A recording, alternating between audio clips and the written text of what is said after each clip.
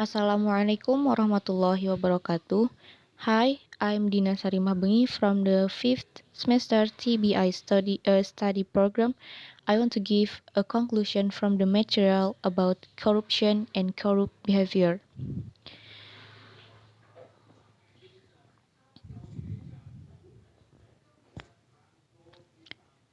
Korupsi dan perilaku koruptif. Korupsi. Kata korupsi berasal dari bahasa Latin corruptio atau corruptus, yakni berubah dari kondisi yang adil, benar, atau jujur menjadi kondisi yang sebaiknya. Adapun kata corruptio berasal dari kata corrupere atau suatu bahasa Latin yang lebih tua, lebih busuk, rusak, menggoyah, memutar balik, menyogok orang yang dirusak, dipikat, atau disuap. Dengan demikian, arti korupsi adalah sesuatu yang busuk, jahat, dan merusak. Berdasarkan kenyataan tersebut bahwa perbuatan korupsi menyangkut sesuatu yang bersifat amoral, sifat dan keadaan yang menyangkut suatu jabatan, instansi, atau aparatur pemerintah, penyelewengan kekuasaan dalam jabatan karena pemberian, menyangkut faktor ekonomi dan politik, dan penempatan keluarga atau golongan ke dalam kedinasan di bawah kekuasaan jabatan. Korupsi menurut Amin Rais. Yang pertama ada korupsi ekstortif. Korupsi ekstortif berupa sogokan atau suap yang dilakukan pengusaha kepada penguasa. Yang kedua ada korupsi manipulatif. Korupsi manipulatif seperti permintaan seseorang yang memiliki kepentingan ekonomi kepada eksekutif atau legislatif untuk membuat peraturan atau kebijakan yang menguntungkan bagi usaha ekonominya. Yang ketiga ada korupsi nepotistik. Korupsi nepotistik merupakan terjadinya korupsi karena ada ikatan kekeluargaan, pertemanan, dan sebagainya. Dan yang keempat, ada korupsi subversif, yaitu mereka yang merampok kekayaan negara secara sewenang-wenang untuk dialihkan ke pihak asing dengan jumlah keuntungan pribadi.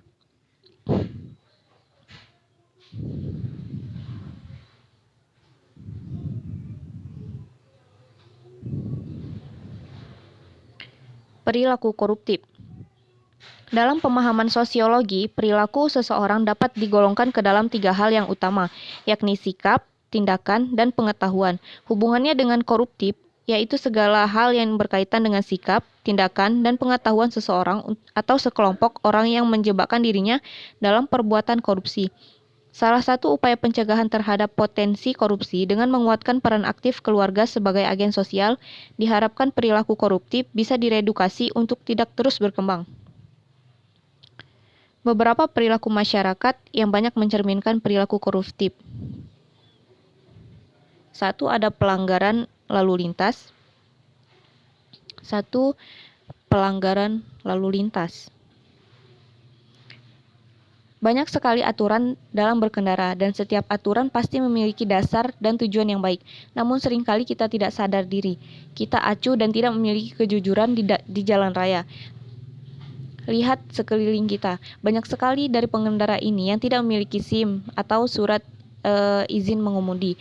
Kemudian tidak memiliki surat kendaraan yang tidak lengkap, tidak memakai helm, melanggar peraturan lalu lintas, dan sebagainya.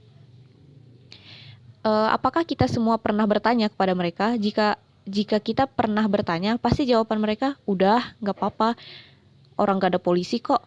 Ini kebiasaan yang salah.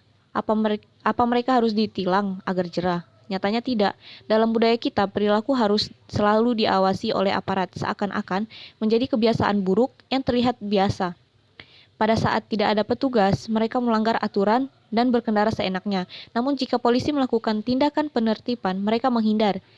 Sikap seperti ini adalah bibit-bibit bahwa mereka juga calon koruptor. Karena jika tidak diawasi, mereka bertindak semaunya dan melanggar peraturan yang berlaku. Yang kedua, ada suap menyuap untuk kelancaran izin. Proses dan prosedur perizinan dapat meliputi prosedur pelayanan perizinan, proses penyelesaian perizinan yang merupakan proses internal yang dilakukan oleh aparat atau petugas. Secara umum, permohonan izin itu harus menempuh prosedur tertentu yang dilakukan oleh pemerintah selaku pemberi izin. Kemudian yang ketiga, ada peraturan yang dibuat-buat. Yang keempat, memberikan tips kepada aparat pelayanan publik. Kebiasaan memberikan tips kepada pihak-pihak tertentu yang selama ini kita anggap wajar dan merupakan bentuk kepedulian kita terhadap orang-orang yang telah memberikan pelayanan kepada kita, misal pegawai kelurahan, kecamatan, dan instansi yang memberikan perizinan, dan lain-lain. Ternyata telah ditanamkan bibit perilaku koruptif yang lama-kelamaan akan semakin parah. Kebiasaan memberikan tips kepada pegawai yang tugasnya sebagai pelayanan publik menyebabkan kinerjanya semakin buruk dan memberikan pelayanannya, sebab mereka hanyalah melayani orang-orang yang bisa memberikan tips saja. Dan yang terakhir ada kebiasaan telat. Jangan pernah kita sepelekan waktu kedatangan kita walaupun hanya 1 menit. Inilah hal yang sering tidak kita sadari. Sudah telat lalu seakan kita tidak melakukan kesalahan. Apakah cermin disiplin kita masih saja seperti ini? Ini sangat tidak layak disebut dengan disiplin jika seperti ini. Bayangkan, jika Anda ingin menaik pesawat, lalu Anda telat dengan hanya 1 menit, maka Anda tidak akan mendapatkan apa-apa. Begitu pula jika naik kereta, mungkin belum lama, bahkan masih melihat keretanya, namun sudah jalan. Itu artinya Anda juga telat. Jika kita menjadi guru atau dosen yang suka telat, ini sama saja dengan mengkorupsi waktu mengajar. Padahal ini kewajiban yang sudah dibebankan kepada seorang guru atau dosen. Bayangkan, jika seorang guru setiap kali ada kelas, beliau telat masuk, maka jika dikalikan seberapa sering, sama saja mereka mengkorupsi banyak waktu. Mungkin mulai dari sekarang kita harus bisa menghargai ketepatan waktu, karena yang saya lihat jam karet atau molor sudah menjadi budaya di Indonesia. Bentuk-bentuk korupsi. Kerugian keuangan negara. 1. Ada kerugian keuangan negara. Tujuannya untuk menguntungkan diri sendiri atau orang lain, atau korupsi menyalahgunakan kewenangan, kesempatan, atau sarana yang ada. 2. Suap menyuap, misal dengan memberi atau menjanjikan sesuatu kepada hakim dengan maksud untuk mempengaruhi putusan perkara. Yang ketiga ada penggelapan dalam jabatan. Yang keempat ada pemerasan. Yang kelima ada perbuatan curang. Yang keenam benturan kepentingan dalam pengadaan, dan yang terakhir ada gratifikasi, yaitu setiap gratifikasi kepada pegawai negeri atau penyelenggara dianggap memberikan suap apabila hubungan dengan jabatan yang berlawanan dengan kewajiban petugasnya. Kemudian integritas. Kata integritas berasal dari bahasa Latin yang berarti kebutuhan, kesehatan, tak tersentuh, utuh, dan seluruh. Dalam Kamus Umum Bahasa Indonesia disebutkan yang dimaksud dengan integritas adalah kebulatan, keutuhan, kejujuran, dan kejujuran. Kemudian secara harfiah, integritas adalah konsistensi dan keteguhan yang tidak tergoyahkan dalam menjunjung tinggi nilai-nilai luhur dan keyakinan. Definisi lain integritas bisa diartikan suatu konsep yang menunjuk konsistensi antara tindakan dengan nilai prinsip. Dalam etika, integritas diartikan sebagai kejujuran dan kebenaran dari tindakan seseorang. Mungkin hanya ini yang dapat saya sampaikan. Assalamualaikum warahmatullahi wabarakatuh.